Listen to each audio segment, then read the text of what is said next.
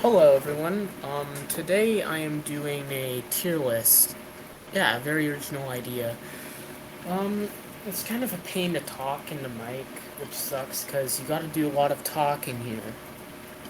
Um, trying to move my laptop closer so it's easier to talk. Alright, close this freaking. Okay. Alright, that's better. Um, actually, there we go. Um, So here's the tier list. I'm ranking my own dinosaurs by design, functionality, and usefulness. Um, for my mod, because I don't know. So let's start out with the first one. Some of these aren't in the mod yet. There's a few that I would have liked to include here, but yeah. So Megalodon. So the Megalodon, even though it's not done yet or made yet, its function will pretty much be the same as it was in Saurian's Evolved 2, where it's an apex predator in the ocean. Um, Basically, the Megalodon, um, it will. Well, okay. Sorry, I hear my own voice, so it's hard to think. Essentially, the Megalodon can grab creatures, like the Two-Face, right? Mainly land creatures, and it can also jump on land. And it's like kind of the size of the Mosasaurus. So, and it also has a bite attack that can cause bleeding. So, all of that combined, it's pretty much the ultimate killer. And the only thing that can match up to it is Mosasaurus, Tusatufus, Leviathan, and I think that's it. If I'm forgetting a few aquatic apexes. Alright, Suchosaurus. Um,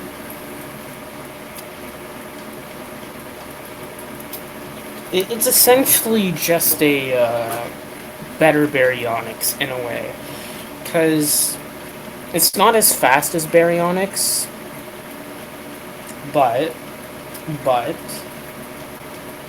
it has a few better features. It has two passenger seats. It can grab fish when it right clicks attacks in the water, and I don't know if I can include this now, but once I do eventually add it, it'll become B tier. But I want to make it so you can get water from its hump on its back eventually. But I don't know how that's going to work. It's going to require a lot of work to make it function. So right now it's C tier because it's kind of like a traveling two-passenger creature you can use. Um, yeah. So Gorgosaurus and Alpha Gorgosaurus. B. It's essentially just Allosaurus, but it can go in 4 packs instead of just 3, which makes it more like it's weaker, but it has a bigger pack size. And the alphas are very good at hunting smaller sauropods like Amargasaurus. They're usually good at hunting the what do you call it? The babies. But yet again, Amargasaurus is god tier, so you're going to have trouble fighting it. Um, Spoilers, but yeah, these guys are pretty useful. Alright, Ceratosaurus. B. Um, as for the designs of all of these, I think they're all pretty good. So I didn't really have anything to say about them. The Ceratosaurus, it has the ability to vomit out The things it eats, and it's a swamp/coastal predator, or river predator.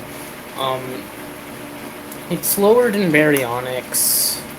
It does have a right-click attack in water, and its bite causes bleeding. And its sea attack lets you vomit, which is just a more lethal Dilo spit, which can be helpful to track down predators or to escape if you just want to, like, say you're being chased by a raptor and it's too fast, you can just turn around and just vomit on it and run into the water. And it takes the whole aquatic fury of Ceratosaurus, because it's been theorized that Ceratosaurus was semi-aquatic. Now, I'm pretty sure this was disproven.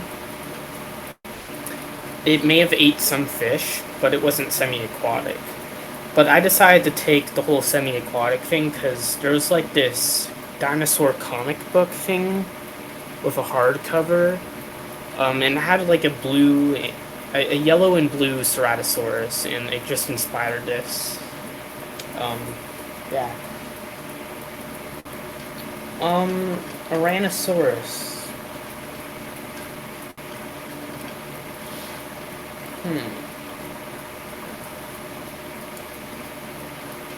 I'm gonna do B. Right now its animations are kind of screwed, but it provides a very good use, where it's a very useful creature for traveling on foot. For people like me who don't like flyers that much, or just don't pay attention to them. Because I don't like falling out of the air from stamina, it's annoying. But Tyrannosaurus, its saddle allows you to craft things on it. It's a portable smithy. It also provides heat and coolness, so you don't have to wear any, like, worry about fur gear and cold areas. And it's very fast, which and it can defend itself pretty well. Because contrary to Jurassic Park, hadrosaurs aren't cannon fodder. They're pretty useful, good at, like, defending themselves. But yeah, there's going to be a lot more planned for this guy. And, yeah. In the African variant of Tyrannosaurus, its texture glows, so that's a buff. The Swamp Ceratosaurus is, the Ceratosaurus variant, the Swamp one, is kind of like, it's not like anything special, but, I mean, it's cool. It's just a different color and bigger size. Orbidon, the giant platypus. A tier. It has thermal vision, has a smithy saddle, and it can harvest, I forgot what it harvests, but it harvests, like, silica pearls or something very well.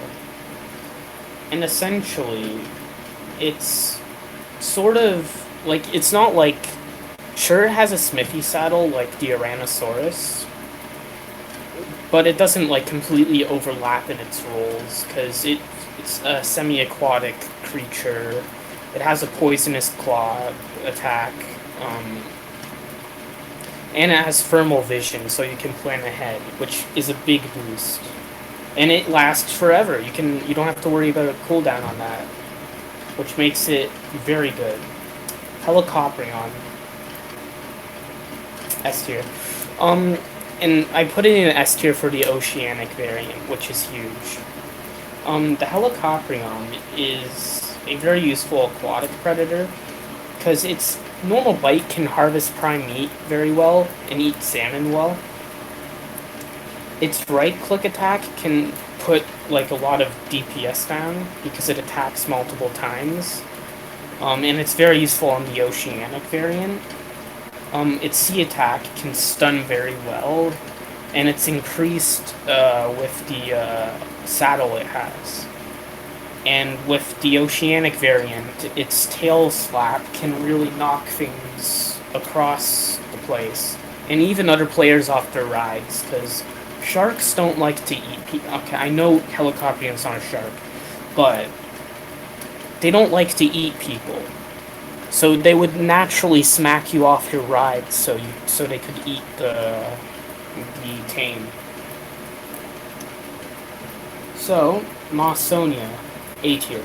So how is this giant fish useful?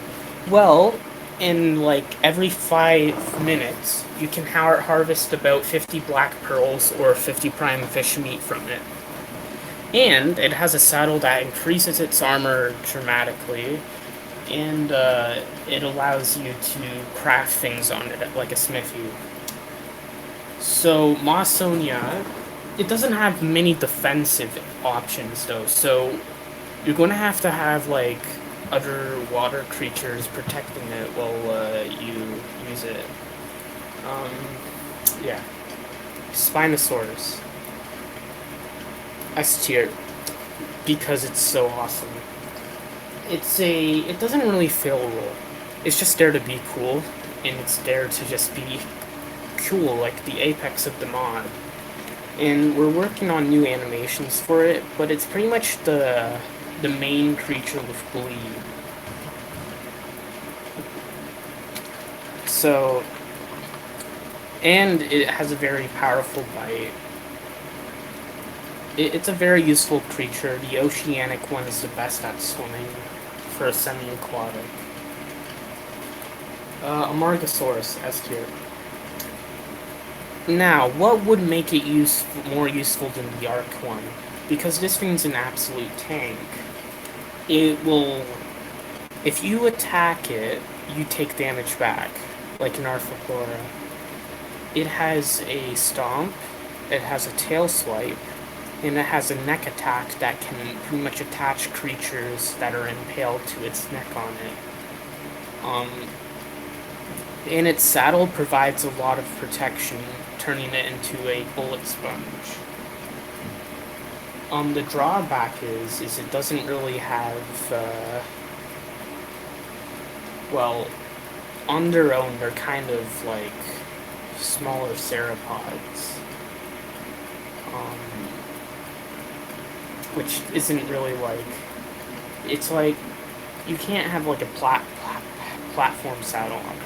Or you don't have the Amarga's abilities, but it's still a pretty cool creature.